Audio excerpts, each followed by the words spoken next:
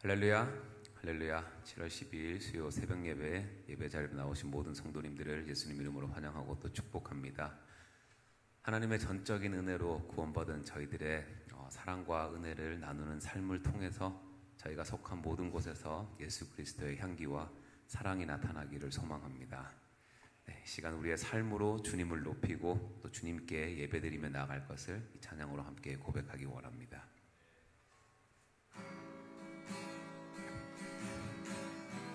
세상의 부와 세상의 명예, 세상 자랑 모두 내려놓고 날 구한 십자가, 날 씻긴 보혈, 주의 은혜를 깊이 생각합니다. 나의 나 된 것, 내 모든 것 다 거저 받은 선물, 내 삶을 은혜로 가득 채워주셨네. 나의 나 된 것, 내 모든 것 다 거저 받은 선물, 내 삶을 주신 분께 다시 올려드리니 나는 삶으로 주님을 노래합니다. 나를 통하여 주님만 높임 받으소서. 나는 삶으로 주님을 예배합니다. 나의 삶을 빛으로 사용하소서. 세상의 부와 세상의 명예, 세상 자랑 모두 내려놓고 날 구한 십자가, 날 씻긴 보혈, 주의 은혜를 깊이 생각합니다. 나의 나 된 것, 내 모든 것 다 거저 받은 선물, 내 삶을 은혜로 가득 채워주셨네. 나의 나 된 것, 내 모든 것 다 거저 받은 선물, 내 삶을 주신 분께 다시 올려드리니 나는 삶으로 주님을 노래합니다. 나를 통하여 주님만 높임 받으소서. 나는 삶으로 주님을 예배합니다. 나의 삶을 빛으로 사용하소서. 나는 삶으로 주님을 노래합니다. 나를 통하여 주님만 높임 받으소서. 나는 삶으로 주님을 예배합니다. 나의 삶을 빛으로 사용하소서. 나의 삶을 빛으로, 나의 삶을 빛으로 사용하소서. 주님, 나의 삶을 빛으로, 나의 삶을 빛으로 사용하소서.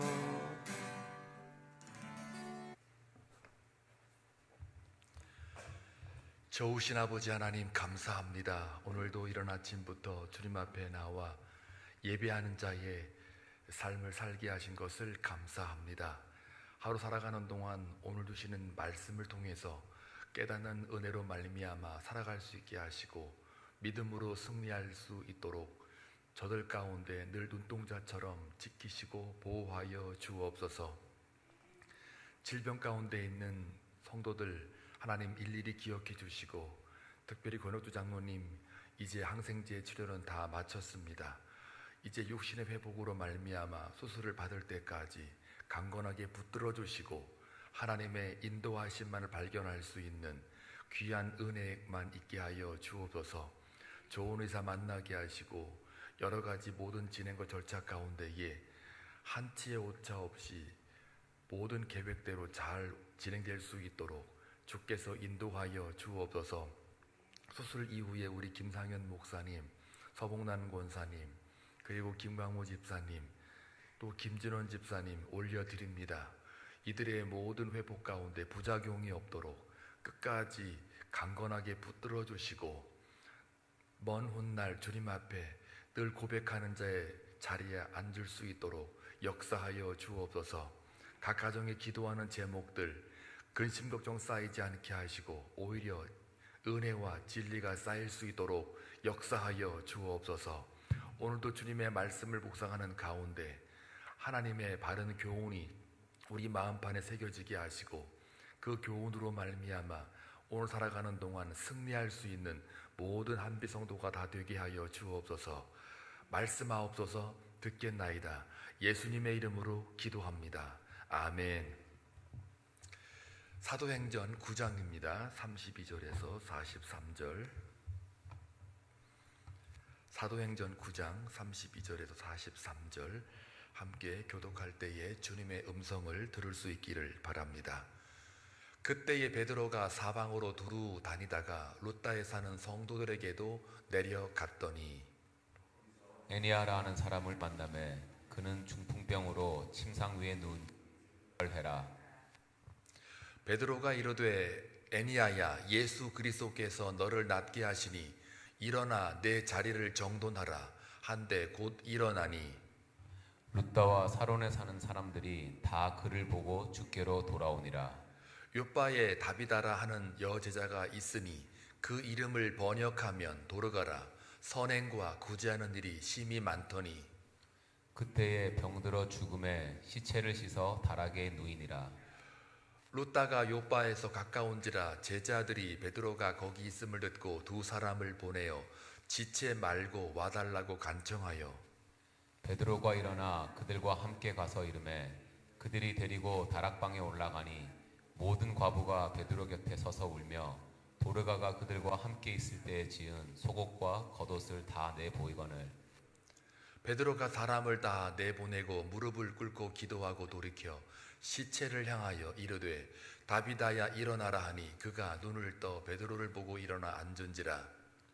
베드로가 손을 내밀어 일으키고 성도들과 가부들을 불러들여 그가 살아난 것을 보이니 온 요파 사람이 알고 많은 사람이 주를 믿더라.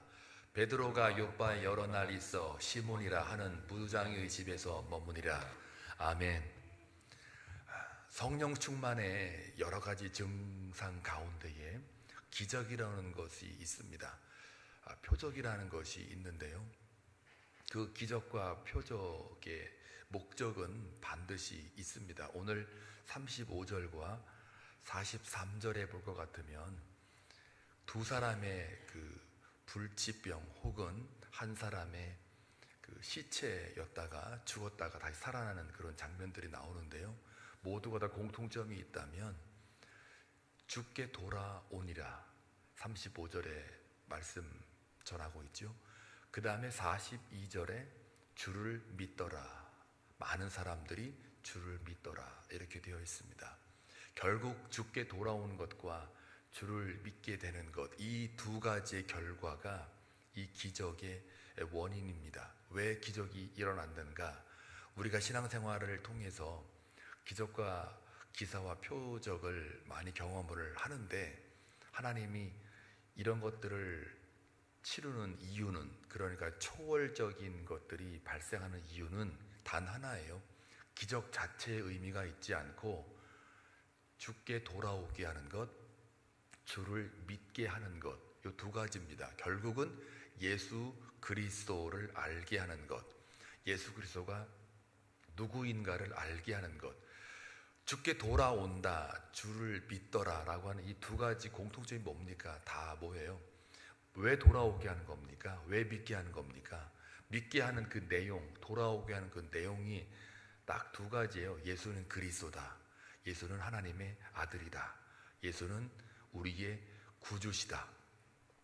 이것을 이야기하기 위해서, 알게 하기 위해서 이러한 기적이 베풀어진 겁니다. 이걸 놓치면 우리는 기적에 쏠리게 되죠. 기적 자체가 의미를 부여하고 가치를 부여하기 때문에 결국은 주객이 전도가 되는 겁니다. 많은 사람들이 사이비가 왜 생기냐면 이 순서가 바뀌어서 그래요. 기적이 더 우선순위가 되고 또 뭔가가 나에게 육체적으로 변화가 있어야만 이것이 오히려 진짜 신앙인 줄 알고 그러는데, 진짜 참된 신앙은 주님을 바르게 아는 것, 주님이 나의 구세주임을 믿어지는 것, 이게 진짜 기적이거든요.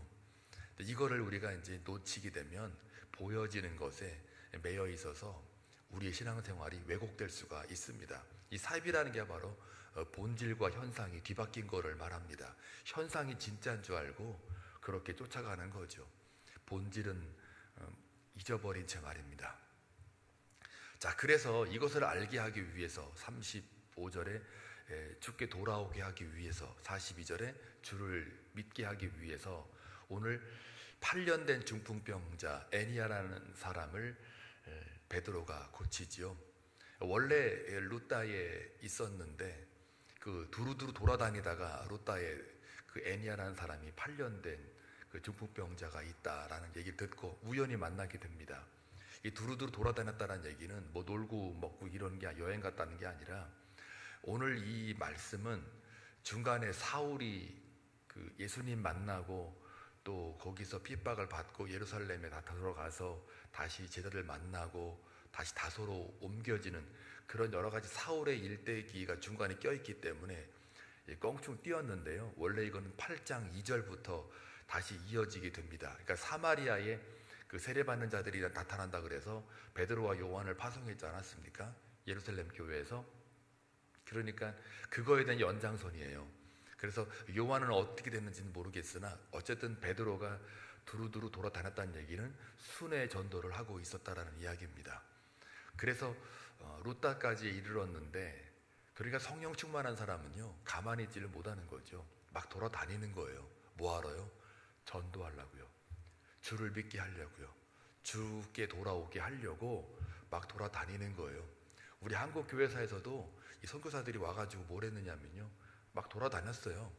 이 마을 저 마을 돌아다니면서 이 사랑방에 모여가지고 예수님을 알게 하는 그런 놀라운 일들을 많이 경험하게 됐는데, 이때에도 특별히 전도법이라는 게 없어서 그냥 막 돌아다니는 거예요. 근데 성령 충만하면 예수를 전하고 싶은 그 마음이 불릴 듯 일어나기 때문에 그래서 돌아다니는 거예요. 이 한빛장로교회가 부흥하려면요 일단 성령 충만해야 되고, 거기에 대한 증상이 뭘로 나타나야 되냐면 가만히 있지를 못하는 거예요. 교회만 있는 게 아니고 일터에서나 어디 가서나 누구 만나든지 간에 막 예수를 막 전하고 싶은 거죠. 입이 간질간질 해가지고 야, 이 좋은 거 왜 안 믿냐 하면서 막 붙들어야 되는데, 지금 어느 순간부터인가 그냥 나만 믿으면 됐지 이런 생각들이 많을 거예요. 또 귀찮기도 하고 바쁘기도 하고, 뭐에 바쁘고 뭐에 귀찮은지는 모르겠으나 하여간 육적인 것과는 관계가 많아요. 그런 것들에 대해서는. 그러니까 오늘 여기 베드로 보니까 두루 돌아다니면서 뭐래요? 순회전도를 하다가 누구 만나요? 애니아를 만나게 되는 거예요. 애니아가 이게 어감상으로 여자 같은데 남자입니다. 착각하시면 안 되고 남자예요. 근데 이 애니아라는 사람이 8년 동안 중풍병자로 이렇게 누워 있었어요. 8년이니까 일단 사람들도 포기했고 본인도 포기를 했어요. 그러니까 불치병이죠. 그리고 이제 예수께서 이제 원하시니까 너 일어나라 하고 침상을 들고 이제 정돈하고 일어나는 거죠. 이 마비된 자가 일어났다. 이걸 보고 사람들이 놀라는 거죠. 그리고 주를 믿더라예요. 누구 보고요? 그를 보고. 그가 다시 살아나는 걸 보고 주를 믿더라예요. 왜 주를 믿을까요? 바로 예수 그리스도께서 그를 고쳤기 때문이에요. 그전에는 예수의 이름을 명하노니 일어나라 그랬는데, 지금은 여기 보니까 예수께서 너를 낫게 하시니, 그러니까 베드로가 고쳐준 게 아니고요, 베드로는 그냥 연장이나 도구로 쓰임받을 뿐이에요. 결국 그리스도께서 너를 낫게 하시니 일어나 내 자리를 정돈하라. 그리고 나서 사람들이 그를 보고 주를 믿더라예요. 저와 여러분의 삶 속에서 여러 가지 많은 기적과 이사들이 나타나기를 원합니다. 그래서 여러분을 보는 게 아니고 여러분을 통해서 변화를 받은 사람들을 보고 사람들이 주를 믿었으면 좋겠어요.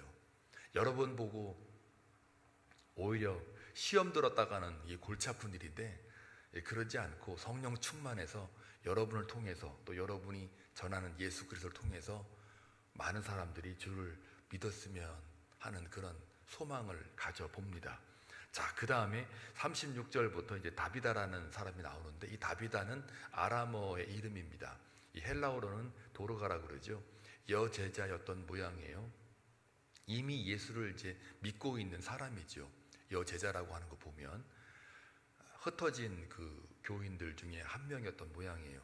그런데 이 사람이 선행을 잘했고 구제를 잘했다고 그래요.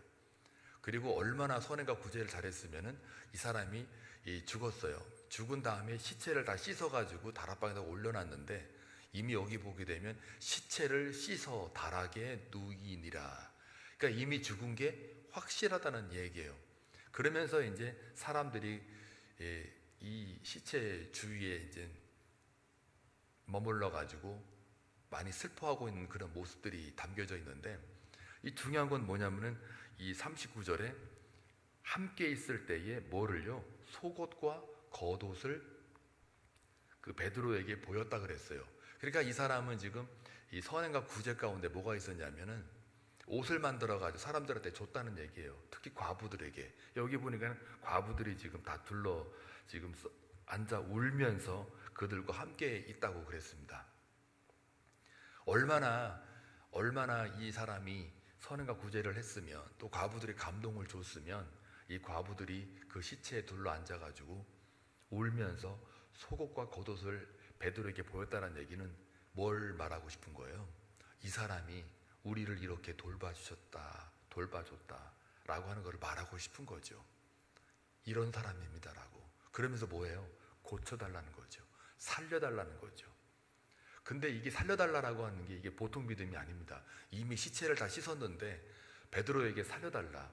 그러니까 근데 루다에서 일어났던 일들을 지금 그들도 이야기를 듣고 베드로가 거기에 있다고 하는 걸 말을 듣고서 고쳐달라고 간청하는 거죠. 그리고 베드로가 와요. 이게 보통 일이 아니에요. 사람이 죽었는데 다비다야 일어나라. 다비다 쿰이거든요. 수요일 날도 이 설교를 한번 한 것 같은데, 쿰이라는 게 일어나다라는 뜻이거든요. 일어나라. 근데 다비다는 이제 아람어로 다비다 쿰이에요. 달리다 쿰 그러면 달리다는 소녀야 이런 뜻이고, 쿰하면 일어나라예요. 그러니까 시체를 씻었으니까는 결국 완전히 죽었다는 걸 의미하니까 생명이 없는 거죠. 생명이 없는 그 시체를 향하여 다비다 쿰 하고 일어나는 거예요. 이게 보통 사람 같으면 못하죠. 이미 죽었으니까 차라리 그냥 장례 예배나 치르자, 예배나 하자, 이렇게 또 입관 예배나 드리자, 뭐 이렇게 되겠죠. 이게 정상이거든요. 근데 진짜 이 장례 예배 하다가 정말 이름 하나 부르면 쿰 하면 좋겠어요. 그러고 딱 일어나면 그 온 사람들 다 믿을 거 아니에요, 예수를. 그렇게 한번 역사하시면 얼마나 좋을까, 그 생각도 해보기는 합니다. 이게 아무 때나 되는 게 아니죠. 하나님께서 분명히 그 시점과 정한 때가 있고 방법이 있는 거예요. 그때 하나님께서 복음을 증거하기 위해 하나님께서 특별히 역사하신 거예요. 아무 때나 막 되면 그게 진짜 그게 전부인 줄 알고 예수를 믿게 하는 게 전부인데, 그 기적 자체를 가지고 이렇게 사람들이 왜곡될까봐 이렇게 함부로 하나님 쓰시지는 않죠. 바로 이 타이밍이 바로 그런 것 같아요. 베드로가 도르가를 살리는데 시체 보고 일어나라. 근데 이거를 영적으로 해석해 보면요, 저와 여러분은 다 시체였어요. 티끌이었고 흙이었단 말이에요. 근데 하나님께서 생기를 딱 불어넣어가지고 다 살린 거 아니에요. 마른 뼈, 여러분들은 다 마른 뼈였어요. 에스겔 골짜기에 전부 다 마른 뼈였는데 생기야 들어가라. 그리고 다 일어나라. 다 말해갖고 일어난 자들이잖아요. 이스라엘이 딴 나라 사람이 아니고요, 여러분이거든요. 이스라엘이 뭐 어디 저기 유대 땅에 있는 사람들만 가리키는 게 아니라 저와 여러분도 이스라엘이에요. 하나님의 백성들이에요. 근데 원래 하나님의 백성들이 아니었죠. 다 죽은 시체들이었어요. 다 닦아가지고 그냥 이제는 더 이상 회생할 수 없는 자들이었는데, 하나님이 예수 그리스도를 통해서 죄와 허물에 죽은 그 우리 시체를 예수 그리스도께서 쿰 일어나라, 이게 말을 해갖고 다 우리가 다 살아난 자들이에요. 그러니 누가 누구를 정죄하며 누가 누구를 판단하며 누가 누구를 나 잘났다 너 못났다 이렇게 말할 수가 없는 자들이에요. 그러니까 교회 안에서 다툰다, 시기한다, 질투한다, 이거 뭘로 표현을 해야 될지 모르겠어요. 이걸 안다면 절대로 고개도 못 드는 자들끼리인데, 거기도 도토리 키재기라고 똑같은 도찐개찐인데 서로 판단한단 말이에요. 다 죄인들이고 시체들이었는데, 그러니 교회 안에서 연합과 일치는 어떤 의무나 책임 이전에 그냥 실존인 거예요. 그렇게밖에는 갈 수밖에 없는 그러한 존재들이거든요. 서로 사랑하라? 예, 사랑을 해야 되는 거예요. 어떤 의무 개념으로 가져가는 게 아니고 그냥 우리는 다 시체였어요. 사랑을 받은 자들이에요. 시체끼리 내가 먼저 일어났어, 너 늦게 일어났지? 이게 말이 안 되는 거예요. 다 죽은 자들이 무슨 먼저 살았다 또 늦게 살아났다고 해가지고 거기서 무슨 우월감을 갖거나 열등의식을 가질 이유가 뭐가 있어요? 다 똑같지. 이거는 심판대 앞에 있으면 다 똑같다는 얘기입니다. 심판대 가지 않았어도 우리가 왜 살아났는가에 대해서도 조금만 우리가 말씀을 들여다보면 금방 알아차리는 거예요. 그러니까 너무 이걸 못 깨달으니까 이 하나님 말씀 속에 니네 죽어야 한다, 한 알의 밀알이 땅에 떨어져 썩지 않으면 생명으로 나올 수가 없다, 계속 죽어라 죽어라 죽어라 하는 거예요. 그게 뭘 죽어라? 여러분의 자아를 죽여라.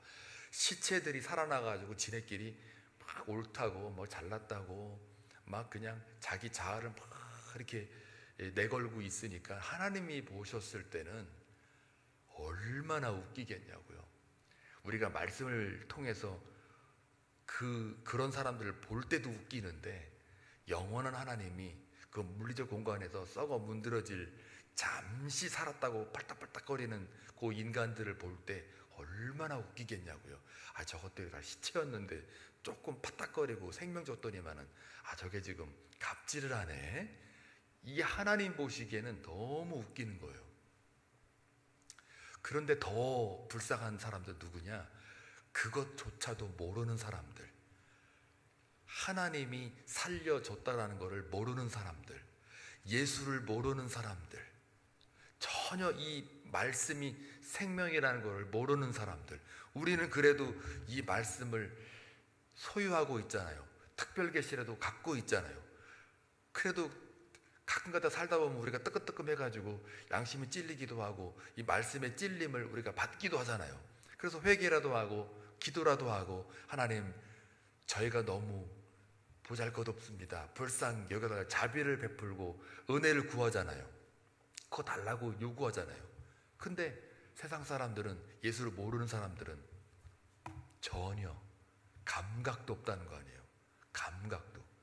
그리고 자기들이 그냥 최고인 줄 알고 막 살아가는 거 아니에요. 그 영혼을 우리가 불쌍히 여기는 그 마음이 바로 예수 그리스도의 마음이라는 거죠. 그 마음이 성령을 통하지 않고는 절대로 그 마음 우리가 소유할 수가 없어요. 그 마음을 품는 자들이 바로 그리스도의 제자예요. 세상 사람들이 아무리 선행과 구제를 해도 이 마음을, 예수 그리스도의 마음을 모른다면 그건 다 죽은 거예요. 어차피 저들의 마음의 정욕대로 그냥 내버려 두면 그냥 저들은 그냥 이미 죽은 거나 마찬가지예요. 이게 로마서 1장에 나오는 그런 하나님의 말씀의 그 경고잖아요. 내버려 둬라. 쟤들이 그냥 정욕대로 내버려 둬라. 이미 쟤들은 심판받은 자들이니까 어차피 죽을 인생 내버려 둬라. 겉보기에는 잘 사는 것 같고 돈 많이 버는 것 같고 건강해 보이는 것 같고 지위와 명예가 있어서 잘 나가는 것 같지만 저거 다 저거 다 죽은 거다. 그래 내버려 둬라. 잠시 있는 거다 저거. 그러니 너희들은 부러워하지도 말아라. 라고 하는 게 하나님의 말씀이잖아요. 자, 그래서 우리가 오늘 이 기적을 통해서 알아야 될 것은 단 하나예요. 주를 믿게 하는 것, 주께 돌아오게 하는 것. 이것이 하나님이 우리 삶 속에 기적을 베풀어 주는 목적입니다.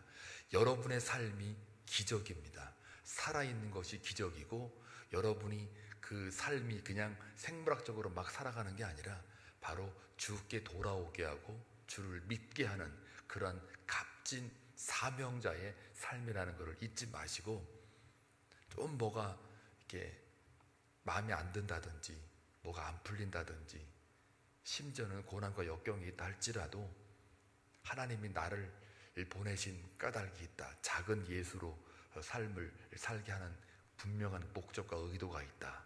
이렇게 오늘도 그런 믿음을 가지고 살아내시면 제2의 중풍병자, 또 제3의 그 도르가 같은 사람들이 여러분 앞에 나타나서 그를 통해서 주를 믿게 되고 돌아오게 되는 놀라운 복음 증거의 삶이 살아되는 줄로 믿습니다. 그 삶을 살아낼 때 하나님께만 영광을 돌리는 멋진 하루가 되길 주님의 이름으로 축원합니다. 기도합니다. 좋으신 아버지 하나님, 감사합니다. 오늘 두 가지의 기적을 통해서 우리가 하나님 앞에 묵상을 하였습니다. 이 기적이 그 자체로 목적이 있는 것이 아니라 주를 믿게 하고 주께 돌아오게 하는 것에 복음에 있다는 것을 깨닫습니다. 우리의 삶 속에 오늘 하루 살아가는 동안 우리를 통하여 주님께 돌아오고 주를 믿게 되는 놀라운 복음의 역사가 일어날 수 있도록 주께서 함께 동행하시고 우리의 삶이 허망한 것에 놓이지 않게 하시며 언제나 은혜와 진리 가운데 놓이게 하여 주옵소서. 예수님의 이름으로 기도하옵나이다. 아멘.